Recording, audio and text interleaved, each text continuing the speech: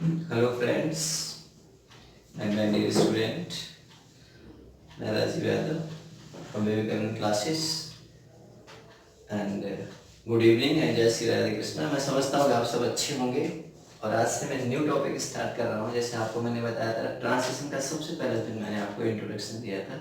उस इंट्रोडक्शन में आपने देखा होगा कितनी प्रकार के ट्रांसलेशन थे और उन ट्रांसलेशन में मतलब टोटल 12 ट्रांसलेशन थे, जिसमें प्रेजेंट पास्ट फ्यूचर के चार उसकी जो ब्रांचेस थी वो बताई थी। मैंने थोड़ा हल्का सा बताया।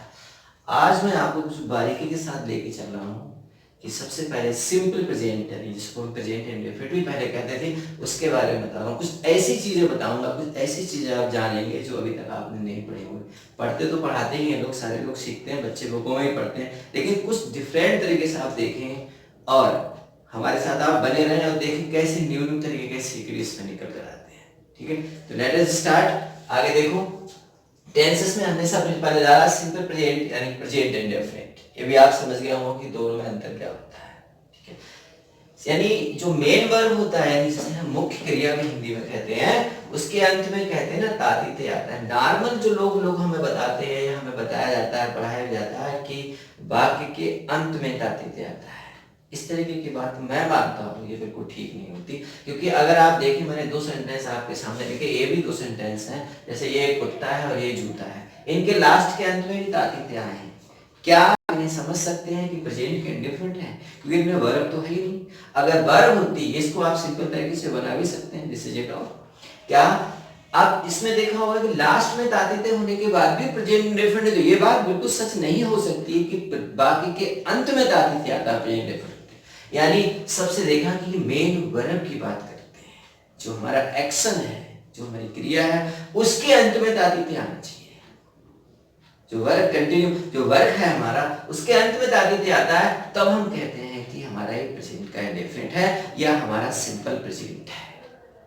उड़ता है, ये जूता है, ये कुत्ता है, इस तरीके सेंटेंसों में कभी भी प्रेजेंट इंडेफिनिट कह नहीं सकते। तातीते लास्ट में ना बोलकर आप ये कह सकते हैं कि मेन वर्ब जो मुख्य क्रिया होती है उसके अंत में ता है, ती है, ते हैं जैसे शब्द होते हैं। ता है, ती है पास्ट में भी आता है, जैसे मैं जाता है, मैं जाता था, लेकिन नहीं, यहाँ पर हम प्रेजेंट की बात करते हैं। प्रेजेंट के मुख्य क्रिया के अंत में ता है, ती है, ते हैं शब्द आते हैं, वो प्रेजेंट इंडेफिनिट आप कह सकते हैं।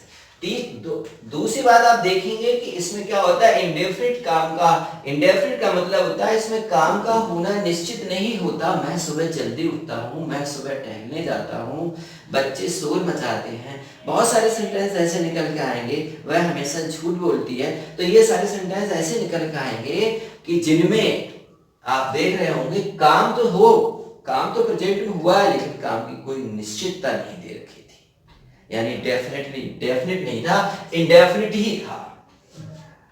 तो आप इस चीज को समझें और देखिए, इसमें दो बातें ज्यादातर प्रकट होती हैं। वो प्रकट क्या होती हैं कि वर्तमान काल में किसी काम का होना, यानी प्रेजेंट एक्शन में होना, तातीते के साथ प्रेजेंट एक्शन में होना, या किसी व्यक्ति, जानवर, पक्षी की आदत भी हो सकती है। जैसे कहा जाए कि चमगादड़ दिन में सोते हैं, कुत्ता अजनबियों पर भौंकता है, कुत्ते की आदत होती है, चमगादड़ की आदत होती है। यानी कुछ ऐसे हैबिचुअल एक्शन होते हैं, हैबिचुअल एक्शन होते हैं और प्रेजेंट एक्शन होते हैं, जिनको आप समझ सकते हैं। जब आप देखेंगे कि प्रेजेंट वर्तमान काल में किसी काम का होना, प्रेजेंट एक्शन में होना तातीते के साथ, और किसी व्यक्ति, जानवर, पक्षी की आवाज होना, यानी हैबिचुअल होना, हैबिचुअल एक्शन होना, इसमें दो बातें और सारी शामिल होती है। यूनिवर्सल, जो शाश्वत सच, सदा सत्य रहने वाली बात, दो दो चार होते हैं, या नेचुरल इंसिडेंट, प्राकृतिक घटना जो नेचुरल होती है, तातीते के साथ होती ही होती है। इनके साथ ये इसकी मेन पहचान होती है। इनके साथ आपको प्रेजेंट इंडेफिनिट का रूल, यानी सिंपल प्रेजेंट को ही आपको चेंज इसी तरीके से करना है। यानी देखिए कुछ बातें, एक तो प्रेजेंट एक्शन होगा, हैबिचुअल एक्शन होगा, यूनिवर्सल ट्रुथ होगा, earth moves around the sun, the earth moves around the sun, natural incident होगा। ऐसे के साथ प्रेजेंट, उस सेंटेंस को आप प्रेजेंट इंडेफिनिट मानेंगे। आगे देखिए, जैसे जब हम ट्रांजिशन रूल में आते हैं, इसमें एक चीज और भी आती है, जब हम आगे बढ़ेंगे आपको बताते हुए चलेंगे। जैसे यहाँ पर स्वभाव प्रकट करने वाले वाक्य ऐसे होते हैं उनके सब्जेक्ट से पहले दा नहीं लगता। जैसे कहा जाए कुत्ते अजनबियों पर भौंकते हैं, तो आप द डॉग्स नहीं लगाएंगे, द डॉग्स बार्क नहीं करेंगे, dogs bark at the strangers. Natural condition में जो आपका स्वभाव प्रकट करने वाली, आदत प्रकट करने वाले अगर तो उनके आगे कभी भी आप आर्टिकल का प्रयोग नहीं करेंगे। ठीक है, आगे हम इस पे बढ़ेंगे तब टेंस से फरमाएंगे तो आपको बताएंगे। इसमें है हूं का ट्रांसलेट इज एम आर में आपको नहीं करना है। मीन टू से ये है कि आप है हूं की इंग्लिश प्रेजेंट इंडेफिनिट में या सिंपल प्रेजेंट में यूज नहीं करेंगे, कैसे भी नहीं करेंगे। आप बातों में से समझ सकते हैं कि प्रेजेंट इंडेफिनिट में इज एम आर की इंग्लिश का यूज नहीं करेंगे। नेक्स्ट में जो सिंगुलर नंबर होंगे, यानी ये बहुत ही इजी आप समझ सकते हैं। सिंगुलर नंबर जो थर्ड पर्सन होंगे, ही, सी, इट, राम, सीता, गीता, मोहन, रवि, ये सब क्या है? टोटल के टोटल थर्ड पर्सन है।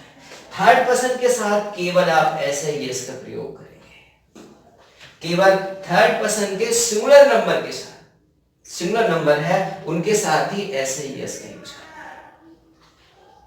इसके बाद प्लूरल नंबर के साथ आप ऐसे यस का यूज नहीं करेंगे। प्लूरल नंबर में जैसे इसमें आपके फर्स्ट पर्सन आते हैं आई और बी, यू आता है।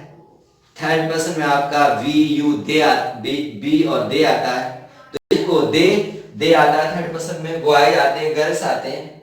आई और जो बी है वो आपके फर्स्ट पर्सन है, यू आपका सेकेंड पर्सन है, और जो थर्ड पर्सन है आपका वो आपको मैंने बताया ना कि दे है, बॉयज है, गर्ल्स है, ये आपके थर्ड पर्सन है। इनके साथ क्या करेंगे आप?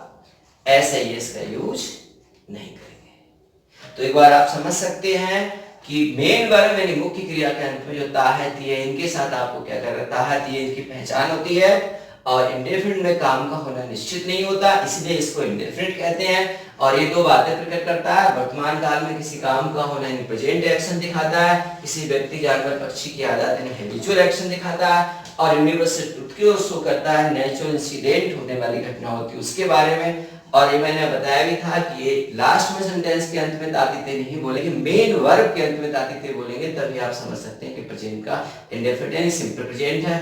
और स्वभाव प्रकट करने वाले जो मैंने समझाया था, द डॉग्स, तो यानी वाक्स एट द स्टेजर, तो उस कंडीशन में आप जो है कभी इसके आगे आप दा नहीं लगाएंगे। इसके बाद आप आगे समझ सकते हैं कि सिंगुलर नंबर में जो थर्ड पर्सन होंगे उन्हीं के साथ आपको ऐसे यस लगाना है, और प्लूरल नंबर के साथ ऐसे यस का यूज नहीं करना है, चाहे वो सेकंड पर्सन के हो, चाहे वो थर्ड पर्सन के हो, चाहे वो फर्स्ट पर्सन के हो। प्लूरल नंबर में उनके साथ आपको ऐसे यस का यूज नहीं करना है। नेक्स्ट टर्न पे जब हमारा अगला वीडियो आपको मिलेगा उसमें हम आपको बताएंगे कि इनका फार्मूला कैसे बनाएंगे। प्रेजेंट का फॉर्मूला यानी सिंगुलर का फार्मूला क्या होगा, प्लूरल का फार्मूला क्या होगा, और इसमें ऐसे यस की क्या सीक्रेट है कि ऐसे यस कैसे बढ़ाए जाते हैं, किसके साथ एस बढ़ाना चाहिए और किसके साथ ऐसे यस बढ़ाना चाहिए, कहां पर बाई हट के ऐसे यस लगता है और कहां पर बाई हट के नहीं लगता है। ये सब चीजें आपको नेक्स्ट वीडियो में बताएंगे, हमारे साथ बने रहे। और थैंक यू।